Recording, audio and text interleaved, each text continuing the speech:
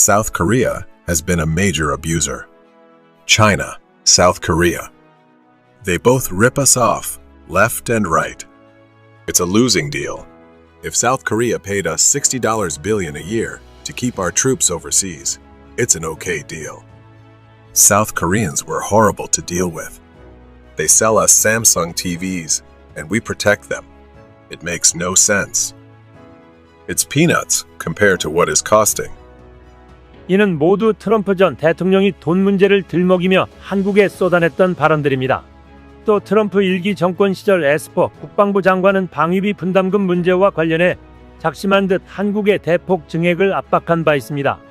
에스퍼 장관은 우리는 우리의 공동방위 비용에 대해 더 공평한 방법을 찾아야 한다면서 그것이 불공평하게 미국 납세자들에게 지워져선 안 된다고 말했습니다. 에스퍼 장관은 또 미국은 나토와 다른 동맹국들뿐만 아니라 한국도 우리의 집단 안보에 더 많이 기여하기를 촉구한다고 말했습니다. 그러면서 우리는 주한미군의 안정적 주둔을 보장하기 위해 가능한 한 빨리 방위비 분담금 특별협정의 합의에 도달할 필요성에 모두 동의할 것으로 기대한다고 밝혔습니다. 트럼프 1기 내각 참모들이 공개적으로 한국의 방위비 인상 압력을 가한 것입니다. 그러면서 에스퍼 장관은 이날 양국은 함께 자유롭고 개방된 인도 태평양을 유지하기 위해 전념하고 있다며 미국의 중국 견제에 한국의 동참을 염두에 두는 발언을 하기도 했습니다. 그는 70년간 우리 동맹은 인도 태평양 평화와 번영의 보루로 남아있다고 한 뒤 다가올 70년 그 이상의 도전에 대응할 준비가 돼 있음을 확실히 하길 기대한다라고 말하기도 했습니다.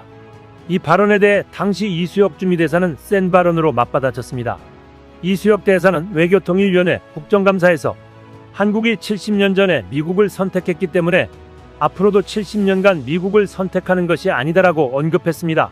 미국이 미국 우선주의를 내걸고 한미 방위비를 압박하는 데 대해 한국도 한국 국익을 최우선에 두고 미국이 우리 국익에 도움이 돼야 선택하겠다는 센 발언입니다. 이는 한미 동맹의 성역화에 대한 우려이며 트럼프 행정부가 동맹들을 상대로 무모한 방위비 압박 요구에 대해 우리 정부가 일침을 날린 셈입니다. 또한 일방적으로 끌려가지 않겠다는 신호를 보낸 것입니다. 이와 관련해 국내에서도 논란이 일자 주미 한국 대사관은 해명 자료를 통해 한미동맹은 70년 전 맺어진 과거의 약속뿐만 아니라 양국이 공히 공유하는 가치와 이익에 기초하기에 현재는 물론 앞으로도 유지돼야 한다고 이 대사 발언의 취지를 설명했습니다. 미국이 한국과 대만을 동시에 방어할 수 있으려면 핵과 재래식 전력에 대한 투자를 크게 늘려야 한다는 미국 전문가의 주장이 나왔습니다.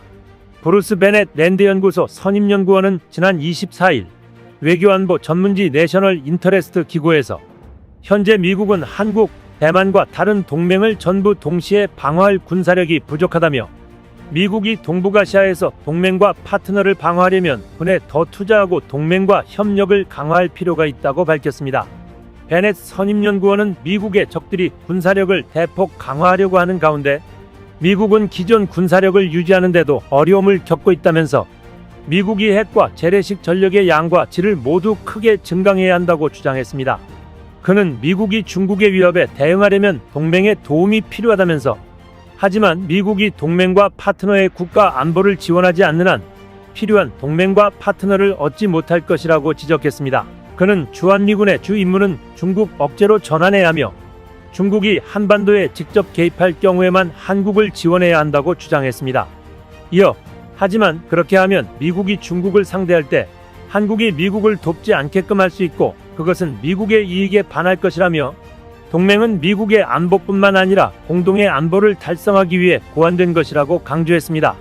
그는 미국과 동맹이 각자의 군사력을 대폭 강화하고 서로의 역량을 통합하기 위해 긴밀히 협력해야 한다고 당부했습니다. 데니 로이 미국 동서연구소 선임연구원도 현지 시간 23일 내셔널 인터레스트에 기고한 글에서 세계 15위권 경제 대국인 한국을 잃는다면 미국의 글로벌 이익에도 큰 타격이라며 이같이 지적했습니다. 로이 연구원은 한국의 중국과의 전쟁에 필요한 대규모 미군이 주둔하고 있는 것은 아니다며 오산과 군산 공군기지에 수십 대의 F-16 전투기가 있지만 한국에 주둔하고 있는 대부분의 미군은 대만의 협이나 남중국해 시나리오와 관련이 없는 육군 보병과 포병이라고 반박했습니다. 이어 한국보다 대만을 방어하는 것이 미국의 국익에 더 중요하지 않다며 세계 15위권 경제 대국이자 중국과 가까운 이웃 국가인 한국을 잃는다면 미국의 글로벌 이익에도 큰 타격을 입을 것이라고 강조했습니다. 역사를 보면 미국은 우리나라를 2번이나 버렸던 나라입니다.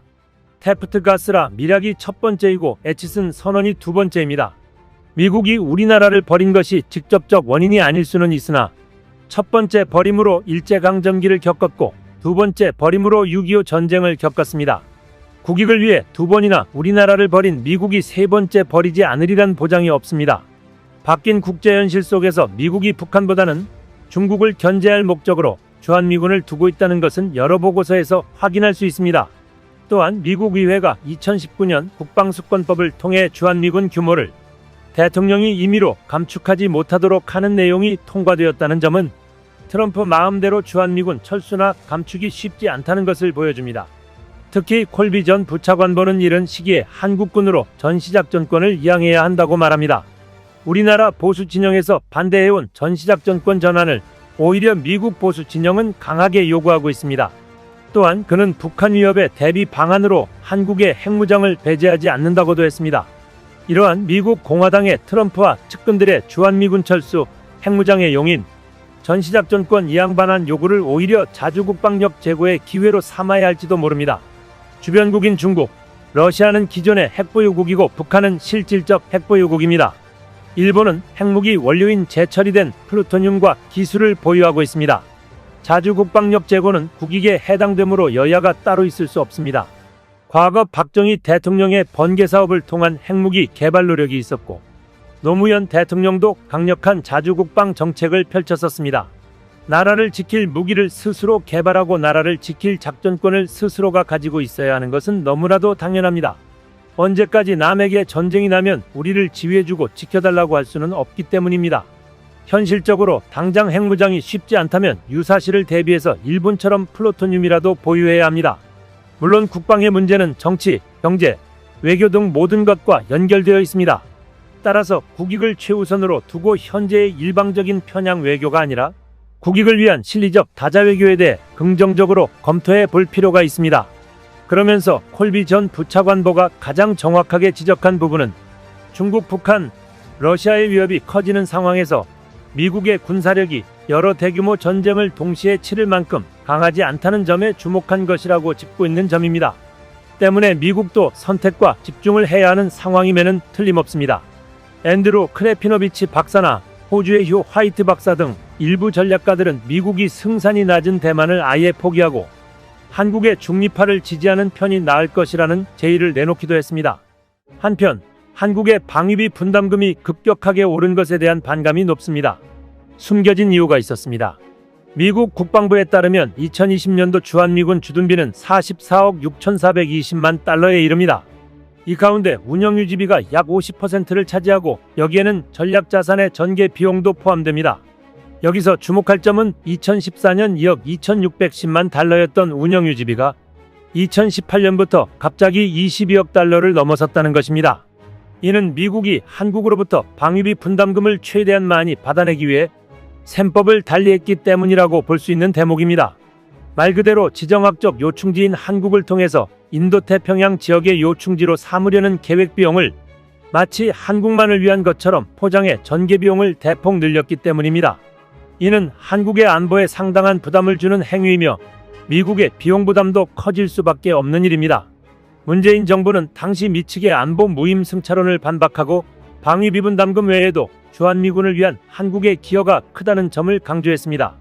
2015년 기준 연간 9,300억 원에 달하는 방위비 분담금 외에 주한미군에 1년 4조 5,200억 원 규모의 직간접 지원을 하고 있다는 것입니다.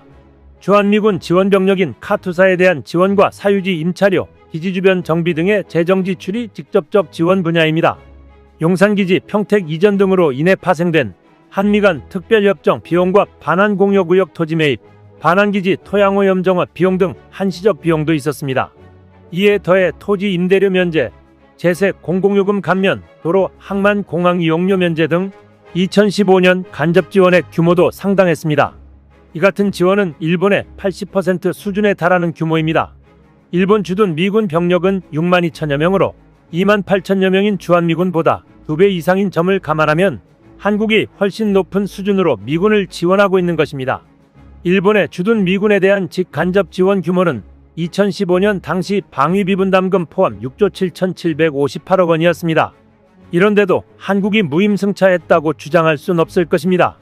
이제 미중이 한국의 눈치껏 움직여야 할 것입니다. 이상 시온TV였습니다.